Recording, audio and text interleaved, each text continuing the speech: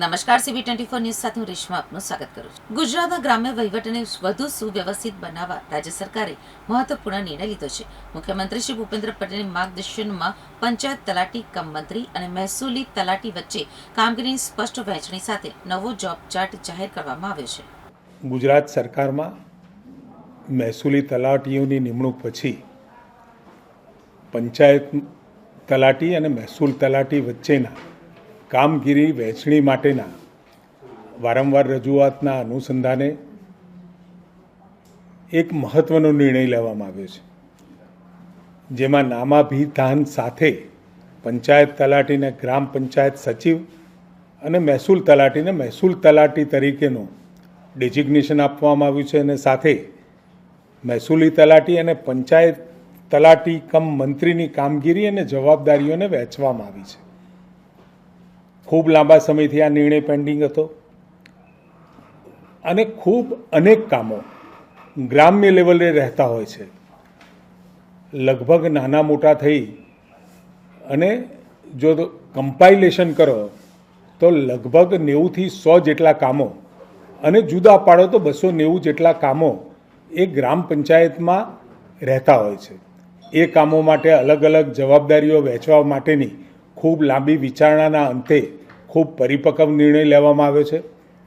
મહેસૂલી તલાટીને આપવાની કામગીરી તેમજ પંચાયત તલાટીને પણ જે નવા નામાભિધાન સાથે જે નામ આપ્યા છે એની અલગ અલગ જવાબદારીઓ નક્કી કરી છે, જેથી કરી આ બંને તલાટીઓને કરવાની કામગીરીના સંદર્ભે ખૂબ સ્પષ્ટતા સાથેનો GR એ મહેસૂલ વિભાગ દ્વારા અને પંચાયત વિભાગ દ્વારા ચર્ચા વિચારણાના અંતે જે લેવામાં આવ્યો છે એ પ્રમાણે આ જોબ ચાર્ટથી મહેસૂલી અને પંચાયત તલાટી વચ્ચે કામગીરીની સ્પષ્ટ વહેંચણી કરવામાં આવી છે, જેથી નાગરિકોને સેવા મેળવવા માટે કોનો સંપર્ક કરવો તે બાબતે દ્વિધાનો સામનો ન કરવો પડે અને નાગરિકોની તકલીફમાં ઘટાડો થાય.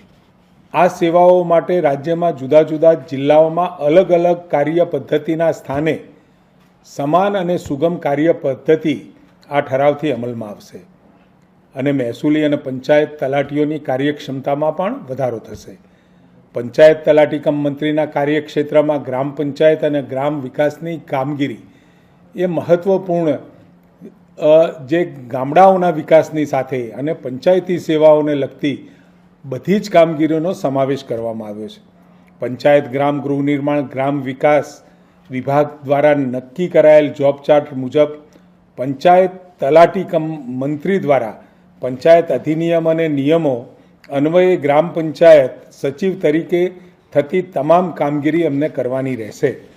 આ ઉપરાંત કેન્દ્ર અને રાજ્ય સરકારની વ્યક્તિગત વિકાસલક્ષી યોજનાઓ, ગ્રામ્ય કક્ષાએથી અમલીકરણની કામગીરી, વિવિધ પ્રમાણપત્રોની કામગીરી, ગ્રામ કક્ષાએ ગ્રામતળ, ગૌચર, પંચાયત હસ્તકની જમીન, દબાણ વિશેષની કામગીરી, જાહેર મિલકતો અંગેની કામગીરી, ગામમાં સ્વચ્છતા, પાણી પુરવઠો, વૃક્ષારોપણ, ગ્રામસભા તથા વિવિધ સમિતિઓની કામગીરી સહિતની જવાબદારીઓ આ જોબ ચાર્ટમાં નિર્ધારિત કરવામાં આવી છે.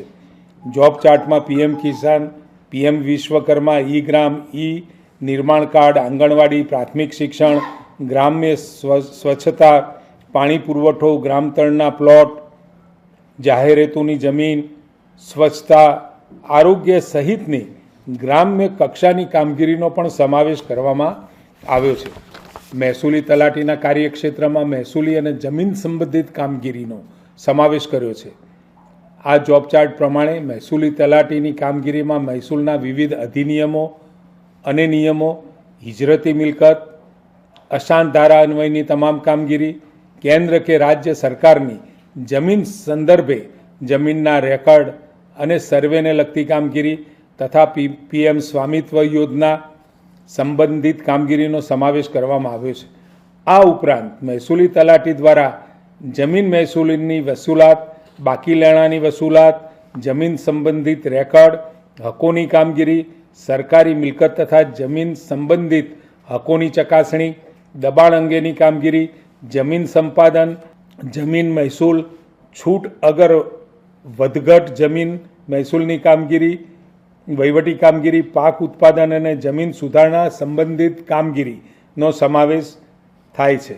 મહેસૂલી તલાટીના જોબ ચાર્ટમાં કાપણી પ્રયોગો એટલે crop cutting, experiments, farmer registration, પાક વીમા સંબંધિત કામગીરી, કુદરતી આપત્તિના સમયે કૃષિ રાહત પેકેજ સોંપવામાં આવતી જમીન સંબંધિત કામગીરી, દબાણના વિધાન તથા મહેસૂલી અધિકારી દ્વારા સુપરત કરવામાં આવતી કામગીરી, અન્ય કામગીરીનો પણ સમાવેશ કરવામાં આવ્યો છે. બંને જોબ ચાર્ટમાં કામગીરીની સ્પષ્ટતા સાથે જ્યાં જરૂરી હોય ત્યાં પરસ્પર સહકાર અને સંકલનની પણ જોગવાઈ રાખવામાં આવી છે. ખાસ કરીને કુદરતી આપત્તિઓના સમયે કૃષિ રાહત પેકેજ સંબંધિત કામગીરીમાં પંચાયત તલાટી કમ મંત્રી અને મહેસૂલ તલાટી દ્વારા સંકલનપૂર્વક કામગીરી કરવાની જોગવાઈ કરવામાં આવી છે. જોબ ચાર્ટમાં એવી પણ જોગવાઈ કરવામાં આવી છે કે ગ્રામ્ય કક્ષાની કામગીરી માટે ખાસ કિસ્સામાં વિકાસ કમિશનર શ્રી દ્વારા ખાસ હુકમ થયેથી વીસી દ્વારા મહેસૂલી તલાટીને મદદરૂપ થઈ શકાશે.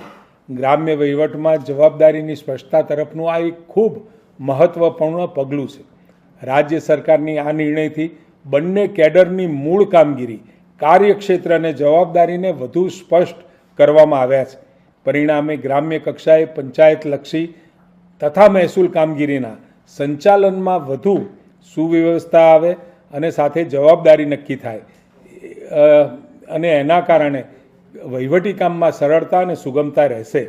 લાંબા સમયથી ચાલી રહેલા સતત પ્રયાસોના બાદ આ પરિપક્વ નિર્ણય ગ્રામ્ય વહીવટને વધુ સુવ્યવસ્થિત બનાવવા અને મહેસૂલ અને પંચાયતલક્ષી કામગીરીમાં જવાબદારીની સ્પષ્ટતા લાવવાની દિશામાં મહત્વપૂર્ણ પગલું છે. ગ્રામ્ય વિસ્તાર હોય કે શહેરી વિસ્તાર હોય, મહેસૂલી કામગીરી તો દરેક જગ્યાએ હોય છે અને જે નવી આપણે ભરતી કર્યા પછી એક અંદાજે જેટલી આપણી ગ્રામ પંચાયતો છે, એવરેજ 6 થી 7 ગ્રામ પંચાયતમાં એક મહેસૂલી તલાટીની આપણે વ્યવસ્થા થશે અને ગ્રામ સચિવ તરીકે આપણો પંચાયત તલાટી એ ગામના વિકાસની ભાગદોડ સંભાળશે. મહેસૂલની કામગીરી એ મહેસૂલ તલાટી કરશે અને વિકાસના કામો અને પંચાયત અને સેવાના કામો એ પંચાયત તલાટી દ્વારા થશે. અને જ્યાં જરૂર પડે, મેં અગાઉ કહ્યું એ પ્રમાણે બંને કામો સંકલન કરીને પણ કરવાની જોગવાઈ આ ઠરાવોમાં સ્પષ્ટ કરવામાં આવી છે.